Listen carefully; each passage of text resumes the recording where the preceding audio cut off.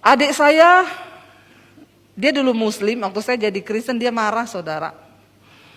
Ya, dia juga waktu itu sempat ngomong, saya bunuh kamu kalau ketemu kamu.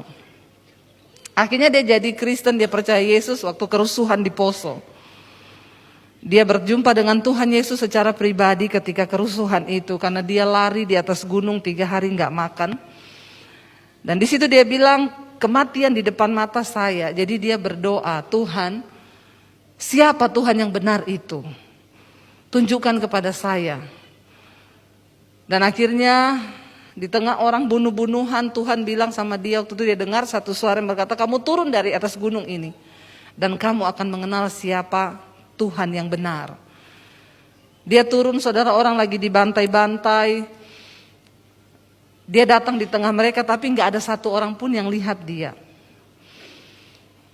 Dia makan di tengah mereka tapi gak ada satu pun yang mengenali dia. Akhirnya ya disitulah pengalaman pribadi demi pengalaman pribadi dia alami. Ketika itu akhirnya dia bisa pulang ke desa, istrinya itu bidan di desa, istrinya sudah gila karena dengar adik saya sudah dibunuh. Dengarnya adik saya sudah mati di tengah kerusuhan. Istrinya gila, lalu di satu sore, bayangkan adik saya bilang dia tidur tengah malam, tiba-tiba rasa ada orang di atasnya dia buka mata, istrinya udah pegang pisau mau tikam dia.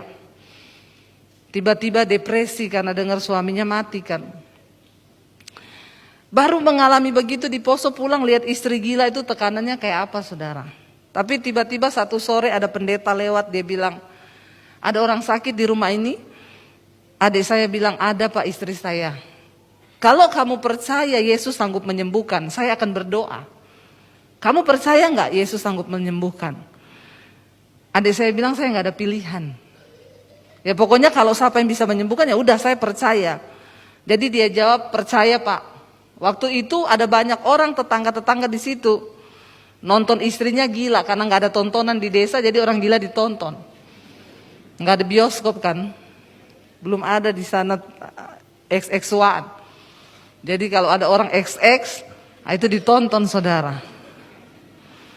Jadi di tengah itu semua orang Kristen tetangganya situ, pendetanya bilang kita akan berdoa.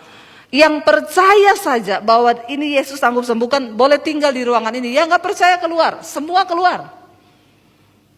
Tidak ada yang percaya, yang tersisa tinggal adik saya, pendeta sama istrinya. Jadi pendetanya bilang, oke, dengan iman kita yang ada kita berdoa. Begitu selesai dia tumpang tangan atas istri adik saya, tiba-tiba istri adik saya sadar, nangis minta makan, mandi. Disembuhkan Tuhan saat itu juga. Akhirnya adik saya bilang, besok kita ke gereja. Saya mau dibaptis. Saya mau menyerahkan hidup saya sama Tuhan Yesus. Datang ke gereja dibaptis. Adik saya itu badannya tatoan, saudara. Dulu duduknya di terminal, berantem. Kalau berantem bawa parang, pokoknya segala macam lah dia lakukan. Tapi ketika dia dibaptis, dia bilang, Deb, begitu masuk baptisan keluar, rokok berhenti, minum berhenti, mabok berhenti, judi berhenti, semua berhenti. Tuhan ubahkan dia saat itu juga. Lalu dia mulai bersaksi, saudara, kepada teman-temannya. Dia bersaksi tentang Yesus kepada teman-teman yang Kristen yang dulu ngajak dia mabok. Jadi ternyata kita ini harus menginjil bukan cuma kepada orang yang belum kenal Yesus. Orang Kristen sendiri banyak yang perlu diinjili. Lalu akhirnya adik saya menerima Tuhan Yesus. Nah dia bersaksi, satu kali dia itu kehabisan beras. Karena waktu itu papi saya kepala kantor, papi saya bilang, kalau kamu tinggalkan Yesus, ganti KTP-mu, saya kasih jatah kamu diangkat jadi pegawai negeri. Ada 2 jatah waktu itu, adik saya bilang tidak. Saya tidak mau menyangkal Yesus apapun resikonya. Karena Tuhan yang sudah menyelamatkan saya. Akhirnya papi saya tidak kasih dia, dikasih ke orang lain jatah itu. Lalu adik saya jadi tukang ojek untuk bisa menghidupi dirinya. Dia datang ke gereja kecil di desa itu, dia bilang, Pak, saya mau melamar melayani Tuhan di sini. Bapak pendetanya tanya, melayani di bidang apa? Musik kita sudah punya. Enggak Pak, saya mau melayani jadi cleaning service. Cuma itu yang saya bisa lakukan.